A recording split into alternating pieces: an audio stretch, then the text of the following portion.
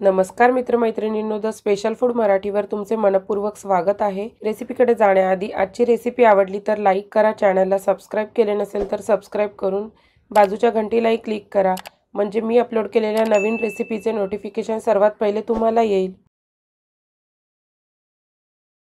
Milk peda तयार करण्यासाठी सर्वात पहिले मी एक पॅन लो फ्लेम वरती गरम करायला ठेवलेला आहे। यामध्ये आता 1 कप इतकी दूध पावडर घालून घेणार आहे।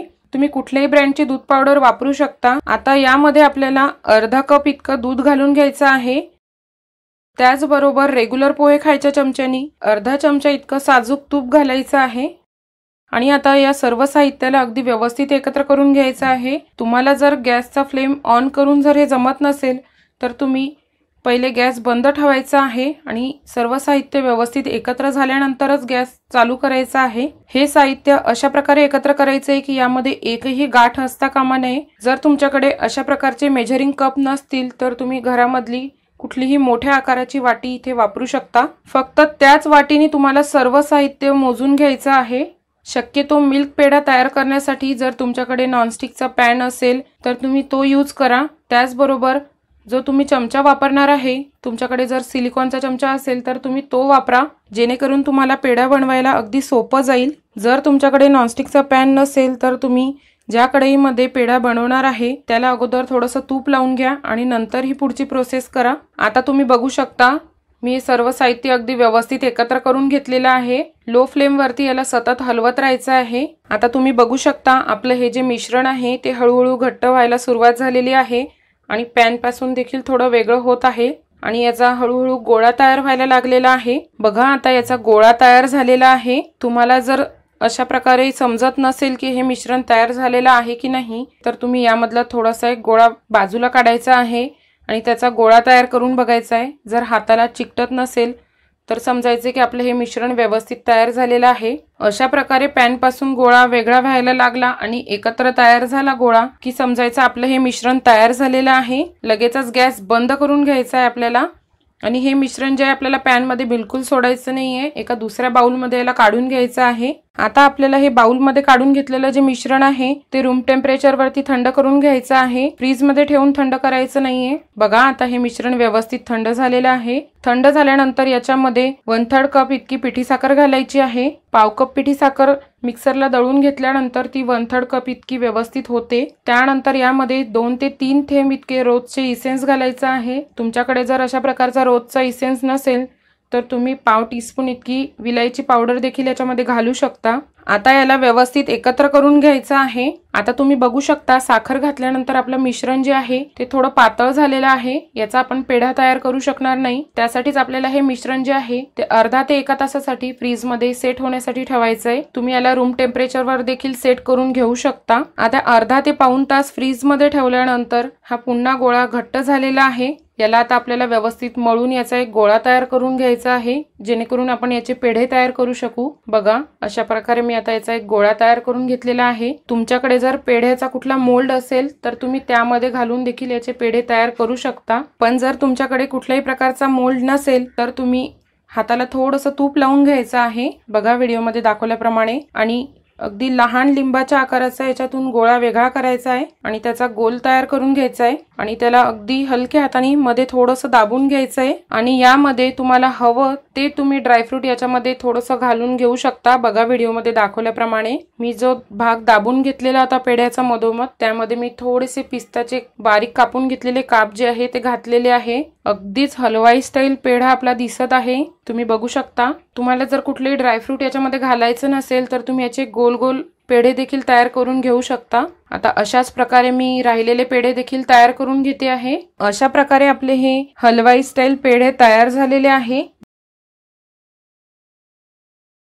नारळाची वडी सेट करण्यासाठी सर्वात पहिले आपण एक ट्रे तयार करून घेऊया। तुमच्याकडे जर ट्रे नसेल तर तुम्ही अशा प्रकारचा केक टिन देखील वापरू शकता किंवा तेही नसेल तर तुम्ही कुठलेही ताट देखील वापरू शकता। मी या केक टिनला बटर पेपर लावून घेतलेला आहे आणि त्याचबरोबर त्याला मधनं तूप देखील लावून घेतलेला आहे। तुमच्याकडे जर अशा प्रकारचा बटर पेपर नसेल तर तुम्ही डायरेक्ट तूप देखील लावून घेऊ शकता एखाद्या ताटाला। सर्वात पहिले आपल्याला हा टीनच तयार करून घ्यायचा आहे, जेणेकरून आपलं मिश्रण तयार झाल्याबरोबरच आपल्याला लगेचच याच्यामध्ये ओतून घ्यायचं आहे। त्यासाठी आपल्याला सर्वात पहिले हा टीन तयार करून घ्यायचा आहे। आता लो फ्लेम वरती एक कढई मी गरम करायला ठेवलेली आहे। यामध्ये आता 3 वाटी इतकं खोबऱ्याचा कीस घालते आहे। हा मी घरी तयार करून घेतलेला खोबऱ्याचा कीस आहे। जी खोबऱ्याची काळसर भाग असतो तो काढून घ्यायचा आहे किसनीने आणि त्यानंतर खोबरं खिसून मिक्सरला बारीक वाटून घ्यायचंय। तुम्ही याऐवजी रेडीमेड वाला जो खोबऱ्याचा खीस मिळतो तो देखील इथे वापरू शकता। त्यानंतर ज्या वाटीने आपण खोबऱ्याचा कीस मोजून घेतलेला आहे त्याच वाटीने आपल्याला 2 वाटी इतकी साखर घालायची आहे। ही साखर जर तुम्ही मिक्सरला थोडी फिरवून जर घातली तर आपली वडी जी आहे ती लवकर तयार होते, कारण साखर विरघळायला थोडा वेळ लागतो, परंतु तुम्ही जर पिठी साखर करून घातली तर ती लगेचच वितळते। त्यानंतर पुन्हा त्याच वाटीने आपल्याला अर्धी वाटी इतकं दूध घालून घ्यायचं आहे आणि आता हे मिश्रण अगदी व्यवस्थित एकत्र करून घ्यायचं आहे। आता तुम्ही बघू शकता आपल्या मिश्रणामध्ये जी आपण साखर घातलेली आहे त्याला हळूहळू पाणी सुटायला लागलेलं आहे आणि आपलं मिश्रण जे आहे ते सैल होत चाललेलं आहे। सुरुवातीला हे मिश्रण थोडं सैलच होतं, त्यानंतर आपण जसं जसं याला आणखी शिजवत जाऊ तसं तसं हे पुन्हा घट्ट व्हायला सुरुवात होते, कारण जी वितळलेली साखर आहे त्याचा हळूहळू पाक तयार होऊन आपली वडी जी आहे त्याचं मिश्रण व्यवस्थित तयार व्हायला लागतं। साधारण 10 ते 12 मिनिटांनंतर हे मिश्रण हळूहळू घट्ट व्हायला लागतं आणि आपली नारळाची वडी जी आहे त्याचं मिश्रण व्यवस्थित तयार व्हायला सुरुवात होते। आता तुम्ही बघू शकता याचा व्यवस्थित एक गोळा तयार व्हायला लागलेला आहे। पॅन पासून देखील हे सारण जे आहे ते वेगळं व्हायला सुरुवात झालेली आहे। आता यामधलं थोडंसं मिश्रण जे आहे ते बाजूला काढून त्याचा एक गोळा तयार करून बघायचा आहे। तो जर व्यवस्थित गोळा तयार व्हायला लागला तर समजायचं की आपलं मिश्रण जे आहे ते व्यवस्थित शिजलेलं आहे। बघा व्हिडिओमध्ये दाखवल्याप्रमाणे। आता आपल्याला गॅस बंद करून घ्यायचा आहे आणि यामध्ये मी विलायचीचा इसेन्स घालणार आहे 2 ते 3 थेंब। तुमच्याकडे जर अशा प्रकारचा इसेन्स नसेल तर तुम्ही यामध्ये अर्धा टीस्पून इतकं विलायचीची पावडर देखील याच्यामध्ये घालू शकता। आता हे तयार करून घेतलेल्या नारळाच्या वडीचं जे मिश्रण आहे ते तयार करून ठेवलेल्या टीन मध्ये घालून घ्यायचं आहे, बघा व्हिडिओमध्ये दाखवल्याप्रमाणे, आणि व्यवस्थित याला पसरवून देखील घ्यायचं आहे। आता ही नारळाची वडी साधारण 5 ते 6 तास सेट होण्यासाठी ठेवून द्यायची आहे, किंवा रात्रभरासाठी जर तुम्ही ही सेट होण्यासाठी ठेवली तर अगदी व्यवस्थित ही वडी सेट होते आणि याच्या वड्या कापल्यानंतर देखील व्यवस्थित कट होतात। शक्यतो या वडीला जर तुम्ही रात्री तयार केलं तर रात्रभरामध्ये ही व्यवस्थित सेट होऊन येते। आता तुम्ही बघू शकता आपली नारळाची वडी जी आहे ती व्यवस्थित सेट झालेली आहे। आता आपण याच्या वड्या पाडून घेणार आहे। मी रात्रभरासाठी सेट होण्यासाठी ठेवलेलं होतं। आता आपण याला कट करून घेणार आहे। तुम्हाला हव्या त्या लहान मोठ्या आकारामध्ये तुम्ही याला कट करून घेऊ शकता। बघा अगदी व्यवस्थित ह्या कट होत आहे। परफेक्ट आपली ही वडी सेट झालेली आहे। बघा आता मी याच्या वड्या तयार करून घेतलेल्या आहे। बघा अगदी परफेक्ट अशा ह्या वड्या कट देखील झालेल्या आहे, कुठेही याचे तुकडे वगैरे देखील पडलेले नाहीये। अशा प्रकारे आपल्या ह्या नारळाच्या वड्या देखील तयार झालेल्या आहे। सर्वात पहिले आज आपण जी बर्फी बनवणार आहे ती तयार करण्यासाठी एक टीन तयार करून घेणार आहे। त्यासाठी इथे मी लहान आकाराचा केक टीन घेतलेला आहे आणि त्याला बटर पेपर लावलेला आहे। तुम्ही याऐवजी फूड रॅप पेपर देखील लावू शकता आणि त्या बटर पेपरला मी इथे तुपाने ग्रीस करून घेतलेला आहे। आज आपण जी बर्फी बनवणार आहे ती आपण याच टीन मध्ये सेट करणार आहे। त्यासाठी सर्वात पहिले आपण हा टीन तयार करून घ्यायचा आहे। आज आपण जी कोकोनट बर्फी तयार करणार आहे त्यासाठी आपल्याला सर्वात पहिले लागणार आहे तो म्हणजे खोबऱ्याचा कीस। हा मी सुक्या खोबऱ्याचा खीस घेतलेला आहे। हा मी घरी तयार करून घेतलेला आहे। तुम्ही याऐवजी रेडीमेड वाला जो मिळतो तो देखील वापरू शकता। घरी तयार करण्यासाठी सर्वात पहिले आपल्याला जी खोबऱ्याचा जो काळसर भाग असतो तो काढून घ्यायचा आहे आणि त्यानंतरच खोबरं किसून घ्यायचं आहे। 1.5 वाटी इतका आपल्याला हा खोबऱ्याचा कीस घालायचा आहे। ज्या वाटीने आपण खोबऱ्याचा कीस घेतलेला आहे त्याच वाटीने आपल्याला अर्धी वाटी इतकी साखर घालून घ्यायची आहे। आता आपण याला झाकण लावून घेऊया आणि मिक्सरला छान बारीक असं याला वाटून घ्यायचं आहे। बघा अशा प्रकारे खोबरा आणि साखर व्यवस्थित बारीक अशी वाटून घ्यायची आहे। आता एक पॅन लो फ्लेम वरती गरम करायला ठेवायचा आहे आणि आपण जे वाटून घेतलेलं खोबरा आणि साखरेचं मिश्रण आहे ते घालून घ्यायचं याच्यामध्ये। यामध्ये आता आपल्याला त्याच वाटीने 1 वाटी इतकी दूध पावडर घालून घ्यायची आहे। यामध्ये आता आपल्याला दूध घालून घ्यायचं आहे त्याच वाटीने 1.5 वाटी इतकं।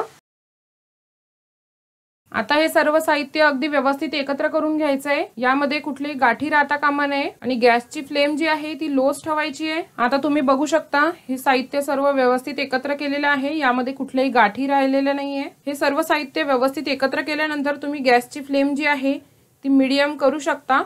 फक्त याला सतत हलवत राहायचं आहे। जर तुम्ही याला व्यवस्थित सतत हलवलं नाही तर ते तळाला लागू शकतं, त्यामुळे याला अगदी व्यवस्थित सतत हलवत राहायचं आहे। जर तुम्हाला मीडियम फ्लेम वरती जमत नसेल तर तुम्ही गॅसची फ्लेम लो देखील ठेवू शकता, जेणेकरून आपली बर्फी जी आहे त्याचं मिश्रण व्यवस्थित तयार होईल। बघा आता तुम्ही बघू शकता हे मिश्रण हळूहळू घट्ट व्हायला लागलेलं आहे। आता आपल्याला गॅसची फ्लेम जी आहे ती इथून लोच ठेवायची आहे, मीडियम देखील करायची नाही, नाहीतर हे तळाला लागू शकतं। बघा आता बऱ्यापैकी घट्ट होत आलेलं आहे हे मिश्रण। यामध्ये जर थोडेफार गाठी राहिले असतील तर त्या फोडून घ्यायच्या आहे। शक्यतो ही बर्फी तयार करण्यासाठी नॉनस्टिक पॅन जर असेल तुमच्याकडे तर नॉनस्टिकचा पॅनच वापरा, म्हणजे हे तळाला लागणार नाही। आता तुम्ही बघू शकता हे मिश्रण जे आहे ते पॅन पासून थोडं वेगळं व्हायला लागलेलं आहे, पॅनला चिटकत नाहीये। बर्फीचं मिश्रण तयार झालंय की नाही हे कसं ओळखायचं, तर अशा प्रकारे पॅन पासून वेगळं व्हायला लागलं की समजायचं आपलं हे मिश्रण तयार झालेलं आहे। तुम्हाला जर अशा प्रकारे ओळखता येत नसेल तर तुम्ही या तयार मिश्रणातून थोडंसं मिश्रण बाजूला थंड करून घ्यायचंय व त्याचा एक गोळा तयार करून बघायचा आहे। तो जर हाताला चिकटत नसेल तर तुम्ही समजायचं हे मिश्रण तयार झालेलं आहे आणि लगेचच गॅस बंद करून घ्यायचा आहे। गॅस बंद केल्यानंतर देखील आपल्याला एखाद्या मिनिटासाठी पॅन मध्येच याला हलवत राहायचंय, कारण आपला पॅन जो आहे तो थोडा गरम असतो,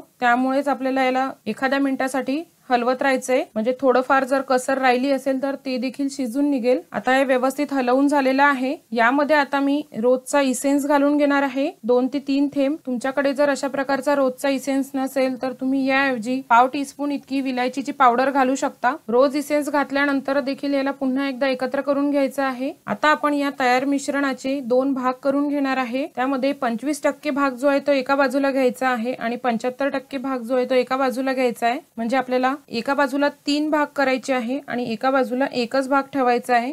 बघा व्हिडिओमध्ये दाखवल्याप्रमाणे। आता आपण जो मोठावाला जो भाग आहे तो आपण जो तयार करून घेतलेला टीन आहे यामध्ये घालून घेणार आहे आणि व्हिडिओमध्ये दाखवल्याप्रमाणे याला व्यवस्थित पसरवून घ्यायचंय। तुमच्याकडे जर अशा प्रकारचा सिलिकॉनचा स्पॅच्युला नसेल तर तुम्ही कुठल्याही वाटीच्या मागच्या बाजूनी थोडं तूप लावून घ्यायचंय आणि त्यांनी पसरवून घ्यायचंय व्हिडिओमध्ये दाखवल्याप्रमाणे। ही सर्व प्रोसेस जी आहे हे मिश्रण थोडं गरम असतापर्यंतच करायचं आहे, नाहीतर आपली बर्फी जी आहे ती व्यवस्थित सेट होणार नाही। आता हे मिश्रण जे आहे ते व्यवस्थित पसरवून घेतलेलं आहे मी। त्यानंतर आता पॅन मध्ये जे राहिलेलं मिश्रण आहे यामध्ये मी पिंक कलरचा जेल कलर घालणार आहे। तुमच्याकडे जर पिंक कलरचा जेल कलर नसेल तर तुम्ही कुठलाही जो तुमच्याकडे पावडर कलर वगैरे असेल तर तो तुम्ही घालू शकता याऐवजी। तुमच्याकडे जर कुठल्याही प्रकारचा कलर अवेलेबल नसेल तर तुम्ही प्लेन कलर मध्ये देखील याला सेट करू शकता। आता हा कलर व्यवस्थित एकत्र झाल्यानंतर आपण जो आधी लेयर लावून घेतलेला आहे टीन मध्ये व्हाईट कलरचा, त्यावरती आपल्याला हा पिंक कलरचा एक लेयर लावून घ्यायचा आहे। फक्त लावताना थोडं थोडं मिश्रणच घालून घ्यायचं आहे आणि तसं करून लावायचं आहे, बघा व्हिडिओमध्ये दाखवल्याप्रमाणे, जेणेकरून याची लेयर पसरवायला आपल्याला व्यवस्थित मदत होईल। म्हणून थोडं थोडं मिश्रण सर्व ठिकाणी घालून घ्यायचंय आणि नंतर त्याला पसरवायचंय, म्हणजे व्यवस्थित सर्व बाजूनी पसरवल्या जाईल।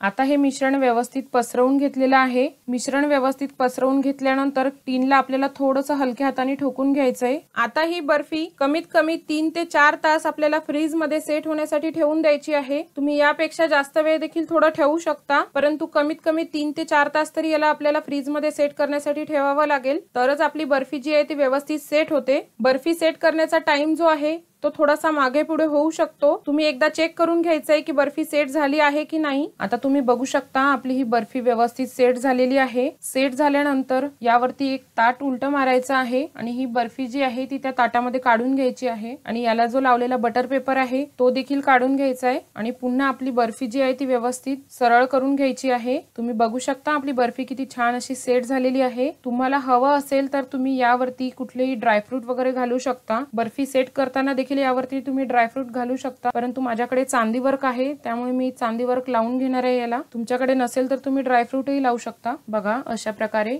आता आपण ही बर्फी जी आहे ती कट करून घेणार आहे। तुम्हाला हवं त्या शेप मध्ये तुम्ही याला कट करून घेऊ शकता। याला मी आणखी थोडंसं बदाम आणि पिस्त्यानी गार्निश करून घेणार आहे। याला गार्निश कशा प्रकारे करायचं हे पूर्णपणे तुमच्यावर डिपेंड आहे। बघा अशा प्रकारे अगदी घरच्या घरी आणि अगदी सोप्या पद्धतीने कोकोनट मिल्क बर्फी तयार झालेली आहे। या इथे मी एक पॅन लो फ्लेम वरती गरम करायला ठेवलेला आहे। यामध्ये आता 1 टीस्पून इतकं साजूक तूप घालून घ्यायचं आहे। साजूक तूप वितळलं की त्यानंतर आपल्याला यामध्ये अर्धा कप इतकं फुल फॅट मिल्क घालून घ्यायचं आहे। दूध शक्यतो इथे जितकं घट्ट घेता येईल तितकं घट्ट घ्यायचं आहे। त्यानंतर यामध्ये अर्धा कप इतकी साखर घालून घ्यायची आहे।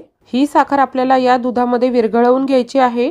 साखर पूर्णपणे विरघळल्यानंतर आपल्याला यामध्ये अर्धा कप इतकी दूध पावडर घालायची आहे। दूध पावडर शक्य तितके चांगल्या ब्रँडचीच इथे वापरायची आपल्याला। तुम्हाला जर चालू गॅसमध्ये दूध पावडर मिक्स करायला जमत नसेल तर तुम्ही इथे गॅसची फ्लेम बंद देखील करून घेऊ शकता आणि त्यानंतर पुन्हा एकदा गॅस चालू करून घ्यायचा। इथे गॅसची फ्लेम आपल्याला कंटिन्यू लो फ्लेमवरतीच ठेवायची आहे। दूध पावडर घातल्यानंतर त्यातील पूर्ण गाठी आपल्याला फोडून घ्यायच्या आहे। सर्व गाठी फोडून घेतल्यानंतर छान स्मूथ असे हे दूध तयार होईल बघा। त्यानंतर यामध्ये 2 कप इतकं किसलेलं पनीर घालून घ्यायचंय। जर तुम्हाला इथे रेडीमेड पनीर वापरायचं नसेल तर बऱ्याच वेळा 1 ते 2 लिटर इतकं दूध घरी फाटतं। ते फाटलेलं दूध तुम्ही एखाद्या सुती कपड्यामध्ये व्यवस्थित बांधून जर ठेवलं तर व्यवस्थित पनीर तयार होईल आणि ते पनीर देखील तुम्ही इथे किसून वापरू शकता। पनीर घातल्यानंतर देखील आपल्याला याला लो फ्लेमवरती छान घट्ट गोळा तयार होईपर्यंत शिजवून घ्यायचंय। बघा व्हिडिओमध्ये दाखवल्याप्रमाणे साधारण 10 ते 12 मिनिटातच याचा छान घट्ट असा गोळा तयार होतो। गोळा तयार झाला की लगेचच गॅस बंद करायचा आहे। त्यानंतर यामध्ये पाव टीस्पून इतकी विलायची पावडर घालायची आहे। तुम्ही रोजचा इसेन्स देखील इथे वापरू शकता। आता याला व्यवस्थित पुन्हा एकदा एकत्र करून घ्यायचंय।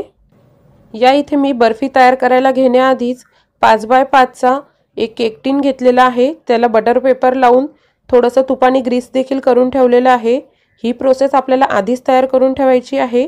त्यानंतर तयार करून घेतलेलं बर्फीचं मिश्रण याच्यामध्ये घालून घ्यायचंय आणि अशा प्रकारच्या सिलिकॉन स्पॅच्युलाने त्याला व्यवस्थित दाबून घ्यायचंय। जर तुमच्याकडे अशा प्रकारचा स्पॅच्युला नसेल तर तुम्ही घरातील कुठलीही वाटी घेऊ शकता आणि त्याला मागच्या बाजूने थोडंसं तूप लावून घ्यायचंय आणि त्यांनी देखील हे व्यवस्थित दाबून घेऊ शकता। जितकं व्यवस्थित तुम्ही हे बर्फीचं मिश्रण दाबून घ्याल तितकी व्यवस्थित आपली ही बर्फी सेट होईल। या बर्फीच्या मिश्रणाला मी या केक टिन मध्ये व्यवस्थित दाबून घेतलेलं आहे। आता आपण या बर्फीवरती काही बारीक कापून घेतलेले ड्रायफ्रूट घालणार आहे। त्यामध्ये मी इथे बदाम आणि पिस्ता वापरणार आहे। हे ऑप्शनल आहे, नाही केले तरी देखील चालेल। हे ड्रायफ्रूट घातल्यानंतर याला अगदी हलक्या हाताने थोडंसं दाबून घ्यायचं आहे म्हणजे जेणेकरून ही बर्फी सेट झाल्यानंतर देखील हे ड्रायफ्रूट याच्यापासून वेगळे होणार नाही। आता ही कलाकंद बर्फी कमीत कमी 3 तास तरी आपल्याला रूम टेम्परेचरवरती सेट करून घ्यायची आहे। तुम्ही यापेक्षा जर जास्त वेळ याला सेट होण्यासाठी दिला तर आणखी चांगला रिझल्ट येईल। आता या बर्फीला सेट करायला ठेवून 4 तास झालेले आहे। 4 तासानंतर तुम्ही बघू शकता ही बर्फी खूप छान अशी सेट झालेली आहे। आता आपण याला कट करून घेऊया। त्यासाठी सर्वात पहिले आपल्याला ही सेट केलेली बर्फी या टिन पासून वेगळी करून घ्यायची आहे। बटर पेपर लावल्यामुळे ही अगदी सहजच आपण या टिन पासून वेगळी करू शकतो। त्यानंतर याला हव्या त्या आकारामध्ये तुम्ही याला कट करून घेऊ शकता। बघा किती छान अशी मौसूद अशी ही कलाकंद बर्फी तयार झालेली आहे। ही कलाकंद बर्फी अगदी हलवायाच्या दुकानामध्ये मिळते त्याचप्रमाणे अगदी मौसूद आणि दाणेदार अशी तयार झालेली आहे। या ओल्या नारळाच्या लाडूच्या कृतीकडे त्यासाठी आपल्याला लागणार आहे जाड बुडाची कढई। तुमच्याकडे जर अशी कढई नसेल तर तुम्ही कुठलाही पॅन जरी घेतला तरी देखील चालेल, फक्त त्याचे बूड जे आहे ते जाड असायला हवे। यामध्ये आता आपण साजूक तूप घालून घेऊया। गॅसची आच जी आहे ती कमीच ठेवायची आहे। हे साजूक तूप वितळले की त्यानंतर आपण यामध्ये जे आपले खिसलेले खोबरे आहे ते घालून घेऊया। साधारण 2 मिनिटांसाठी ते जे खोबरे आहे आपण ते भाजून घेणार आहोत। हे खोबरे भाजून घेतल्यामुळे यामधला कच्चापणा त्याचबरोबर याच्यामध्ये जो ओलावा आहे तो दोन्ही कमी होतात, त्यामुळे आपण त्याला भाजून घेणार आहोत। भाजताना गॅसची आच जी आहे ती कमीच ठेवायची आहे, त्यामुळे आपला खीस जो आहे तो कढईला चिकटणार नाही।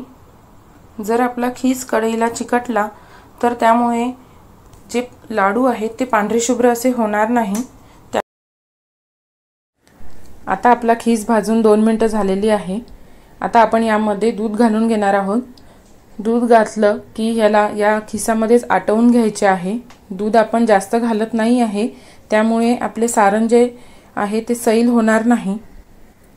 दूध आटले की त्यानंतरच आपल्याला यामध्ये साखर घालायची आहे। आता आपण यामध्ये साखर घालून घेऊया। साखर घातली की गॅसचा आच जी आहे ती मध्यम करायची आहे, जेणेकरून आपली साखर लवकर विरघळेल आणि लवकर हे सारण आपले लाडूचे तयार होईल। साखर घातल्यानंतर सारण जेव्हा सैल होईल तेव्हा घाबरून जायचं कारण नाही। जसं जसं आपण याला शिजवत जाऊ आणखी तसं आपलं सारण आणखी पुन्हा घट्ट होत जाईल। हे सारण मध्यम आचेवरती साधारण 5 मिनिटांसाठी शिजू द्यायचं आहे। 5 मिनिटांनंतर याचा घट्टसर असा गोळा तयार व्हायला लागतो, ज्याचे की आपण लाडू बांधू शकू असा। पण हे तुमच्या गॅसच्या फ्लेमवरती देखील डिपेंड आहे की तुम्हाला किती वेळ लागेल। तुम्ही बघू शकाल आपले सारण खूप सैल झालेले आहे साखर विरघळल्यामुळे। 5-1 मिनिटांनंतर हे सारण पुन्हा घट्ट होईल। 5 मिनिटे झालेली आहे। आता आपल्याला गॅसची आच जी आहे ती कमी करायची आहे। तुम्ही बघू शकता आपले सारण खूप छान असे घट्ट झालेले आहे। यातील जो साखरेमुळे सुटलेला ओलावा होता तो देखील कमी झालेला आहे। याच वेळेला आपण आता यामध्ये वेलची पूड घालणार आहोत। तुम्हाला जर वेलची पूड आवडत नसेल तर तुम्हाला जो फ्लेवर आवडतो तो तुम्ही घातला तरी देखील चालेल। जर तुम्हाला कुठलाही फ्लेवर नसेल घालायचा तरी देखील चालेल, तरी देखील हे लाडू खूप छान असे लागतात टेस्टला। आता वेलची पूड घातल्यानंतर याला एकदा हलवून घ्यायचे आहे। हे हलवल्यानंतर आपण यामध्ये दूध पावडर घालणार आहोत। दूध पावडर घातल्यानंतर पटकन चमच्याच्या साहाय्याने दूध पावडरला या सारणामध्ये मिक्स करायचं आहे। जर जास्त वेळ गेला तर या सारणामध्ये गाठी होतात। जर तुमच्या सारणामध्ये गाठी झाल्याही तरी देखील चमच्याच्या साहाय्याने त्या गाठी काढून घ्यायच्या आहे। आता तुम्ही बघू शकता दूध पावडर घातल्यामुळे आपले सारण थोडे अजून घट्ट झालेले आहे। आता यामध्ये आपण ड्रायफ्रूट पावडर जी करून घेतलेली आहे जाडसर ती घालून घेऊया।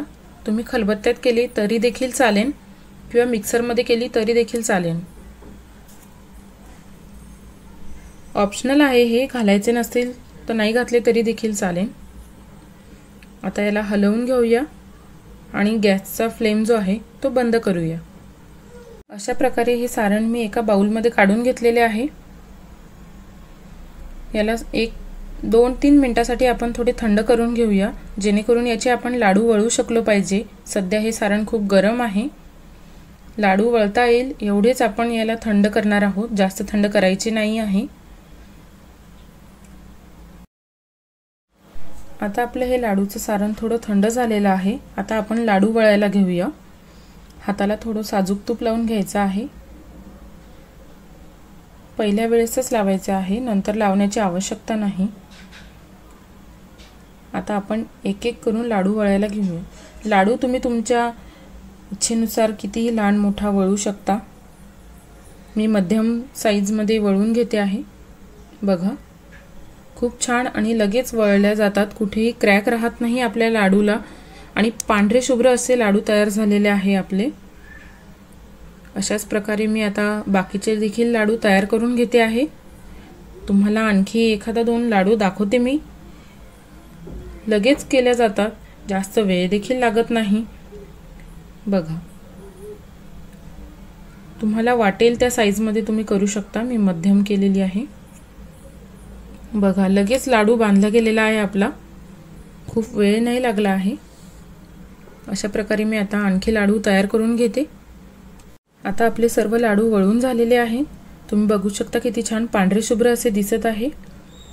याला आता मी लाल कलरच्या खिसानी, जो मी खिस आधी तयार करून घेतलेला होता त्यांनी, त्याचबरोबर काजूनी मी काजूचे काप करून घेतले आहे, यांनी छान डेकोरेट करून घेते।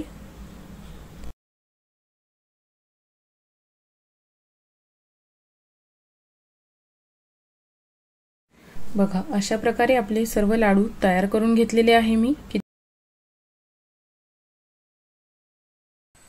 2 वाटी हरभऱ्याची डाळ घेतलेली आहे मी।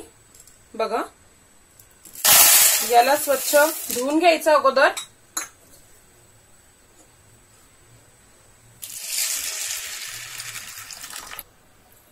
बघा मी हरभऱ्याची डाळ स्वच्छ 3-4 पाण्याने धुवून घेतलेली आहे। याच्यामध्ये पांढरटपणा असायला नको। यानंतर ही डाळ बुडून वरती देखील पाणी राहील इतके याच्यामध्ये पाणी घालायचे आहे। बघा अशा प्रकारे। आणि या डाळीला साधारण 2 ते 3 तासासाठी भिजत ठेवायचे आहे। अशा प्रकारेच भिजू घालायचे आहे। आणि साध्या थंड्या पाण्यावर रेग्युलर जे पाणी असतं त्याच पाण्यामध्ये आपल्याला डाळ भिजू घालायची आहे. गरम पाण्यामध्ये डाळ बिलकुल भिजू घालायची नाही आहे. बघा अशा प्रकारे मी सर्व पाणी निथळून घेतलं आहे. आपली डाळ छान अशी भिजलेली आहे. 3 तास भिजू दिली आहे मी डाळीला. आता या डाळीला आपण मिक्सर मधून वाटून घेणार आहे. रवाळ असं टेक्स्चर मध्ये वाटून घ्यायचं आहे, जास्त बारीक वाटायचं नाही आपल्याला. सर्व डाळ एकदाच नाही वाटून घ्यायची आहे, नाहीतर मग रवाळ नाही होता जास्त बारीक वाटल्या जाते सर्व डाळ होईपर्यंत. म्हणून शक्यतो लहान्या भांड्यामध्येच वाटायचं आहे. यामुळे काय होईल की आपली डाळ जी आहे ती छान रवाळ अशी वाटल्या देखील जाईल आणि बारीकही होणार नाही. बघा अशा प्रकारे आपली डाळ वाटल्या गेलेली आहे. छान रवाळच वाटायची आहे, तुम्ही बघू शकता. अशीच वाटून घ्यायची आहे आपल्याला. ही डाळ वाटते वेळेस लक्ष ठेवायचं, याच्यामध्ये पाण्याचा बिलकुल वापर करायचा नाही आहे आणि डाळीमध्ये जे पाणी आहे ते पूर्णपणे निथळलेलं असावं.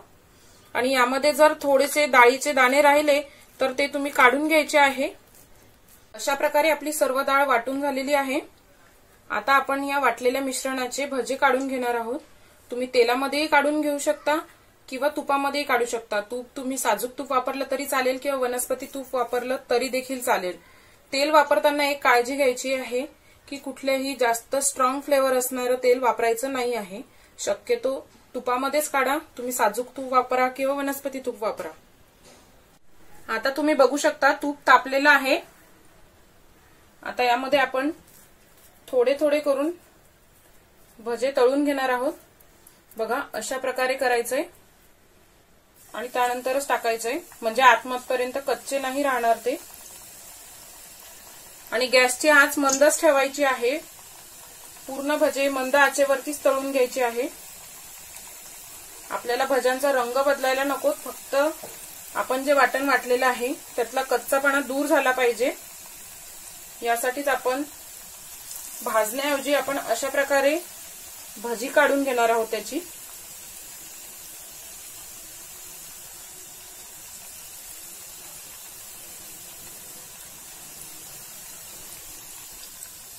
बघा आता आपलं हे टाकून झालेलं आहे. अलगद हाताने हलवायचं आहे त्याला आणि मंद आचेवरतीच आपल्याला हे तळून घ्यायचंय. फक्त याचा रंग बदलता कामा नये. तूप जास्त कडकडीत होऊ द्यायचं नाही आहे आपल्याला. याला सतत पलटी करत राहायचंय जेणेकरून हे आतपर्यंत होऊन येतील. त्यासाठीच आपण थोडे पसरट असे घातले आहेत. थोडा गोल्डन रंग येईल याच्या अगोदरच आपल्याला ही भजी काढून घ्यायची आहे.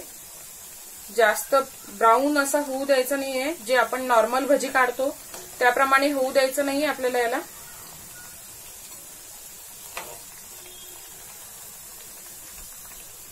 बघा आता हे झालेले आहे. याला आपल्याला कुरकुरीत असे करायचे नाही आहे, फक्त हलक्या रंग येईपर्यंत तळून घ्यायचे आहे. आता याला आपण एका प्लेटवरती काढून घेऊया. यामध्ये कुठलाही सोडा वगैरे काहीही घालायचं नाही आहे, तसेच आपल्याला तळून घ्यायचे आहे. अशाच प्रकारे मी बाकीचीही राहिलेली भजी काढून घेते. त्यानंतर आपण आपली पुढची प्रोसेस बघूया. बघा अशा प्रकारे मी सर्व भजी तळून घेतलेली आहे आणि ही भजी थंडी देखील झालेली आहे. त्याचे मी आता तुकडे करून घेतलेले. याला आपण आता मिक्सर मधून लहान लहान बुंदी ज्याप्रमाणे असते, छोट्या मोती इतकी, त्याप्रमाणे आपण याला वाटून घेणार आहे. याला आता आपण छोटे छोटे मोतीचे दाणे इतकी वाटून घ्यायचे. थोडे थोडे पल्स देऊन देऊनच वाटायचे, लगातार वाटायचं नाही आहे, नाहीतर आपले जे हे आहे टेक्स्चर ते बिघडून जाईल आणि छोट्या बुंदीसारखे मोतीचूरचे लाडू तयार होणार नाही.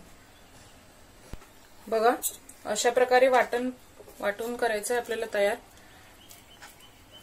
छोटी बुंदी ज्या साईजची असते, म्हणजे ज्यावेळेला आपण हे पाकामध्ये घालू ते फुलेन आणि मोतीचूरच्या लाडू प्रमाणेच त्याला टेक्स्चर येईल. जास्त बारीक रवाळ वाटायचं नाही आहे आपल्याला. अशा प्रकारेच टेक्स्चर असायला पाहिजे याचं. अशाच प्रकारे मी हे राहिलेले देखील वाटून घेते. बघा अशा प्रकारे आता मी सर्व वाटण तयार करून घेतलंय वाटून. आता आपण यासाठी लागणारा पाक तयार करून घेऊया. एका कढईमध्ये आपण आता 2 वाटी साखर घालणार आहोत। आपण 2 वाटी हरभऱ्याची डाळ घेतली होती, त्यामुळे आपण 2 वाटी साखर घालणार आहे। आता यामध्ये आपण 1 वाटी पाणी घालायचं आहे। वाटीचं माप बदलायचं नाही, ज्या वाटीने तुम्ही डाळ घेतली आहे त्याच वाटीने आपल्याला हे दोन्ही घ्यायचं आहे। साधारण आपली साखर बुडेल इथपर्यंत आपल्याला पाणी घालायचं आहे आणि साखर पाण्यामध्ये विरघळवून घ्यायची आहे।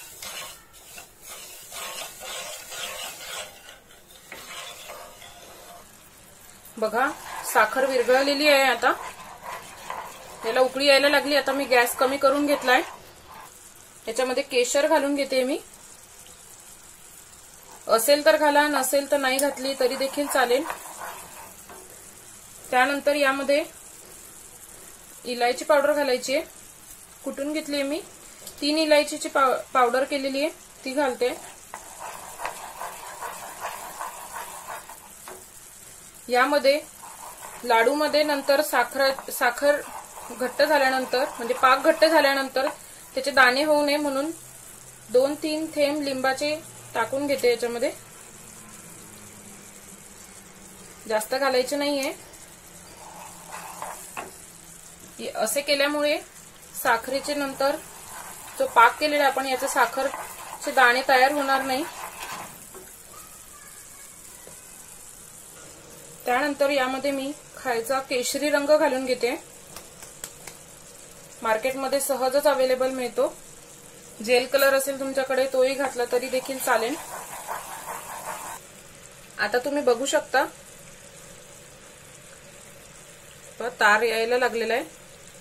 अशीच आपल्याला चाशणी हवी आहे। एक तार निघतोय बघा, असा चिपचिपाटपणा आपल्याला पाहिजे आहे। आता यामध्ये आपण जे तयार करून घेतलेलं सारण आहे ते घालून घेऊया। वाटलेल्या भज्यांचं गॅसची आच मंदच असायला हवी। याला याच्यामध्ये घालून घेऊ। थोडं फास्ट हलवायचं आहे।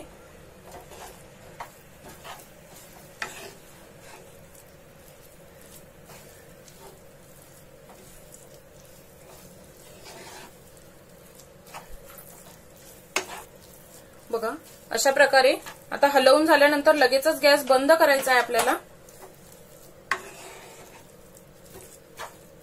आणि गॅस बंद केल्यानंतर या मिश्रणाला व्यवस्थित पुन्हा एकदा हलवून घ्यायचं आणि व्यवस्थित पसरवून यावरती झाकण ठेवून द्यायचंय।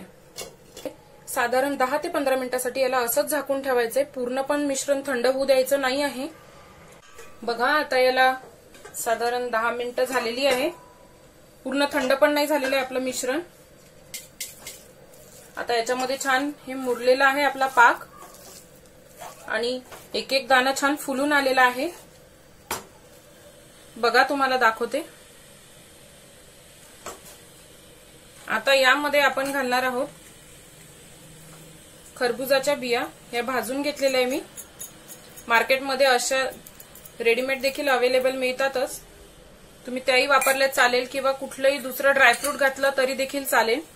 आता याला छान एकत्र करून घेऊया। आता याला एका बाउलमध्ये काढून घेऊया। बघा, आता हे सर्व मिश्रण एका बाउलमध्ये मी काढून घेतलेलं आहे। आता याला आपण हात लावून लाडू वळू शकू इथपर्यंत हे झालं की याचे लाडू वळायला घ्यायचे। आता तुम्ही बघू शकता हे आपलं मिश्रण थोडं थंड झालेलं आहे। हाताला सोसवेल इतकं थंड झालेलं आहे। लगेचच याचे लाडू तयार करायला घ्यायचे आहे। जास्त थंड होऊ द्यायचं नाहीये। बघा, अगदी हलक्या हाताने जरी बांधले तरी याचे लाडू तयार होतातच।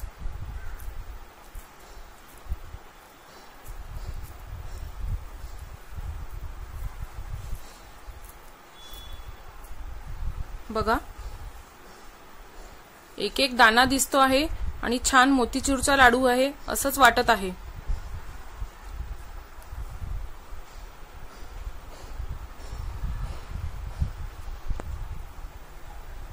बघा, दुसरा देखील लाडू सहजच वळला गेलेला आहे।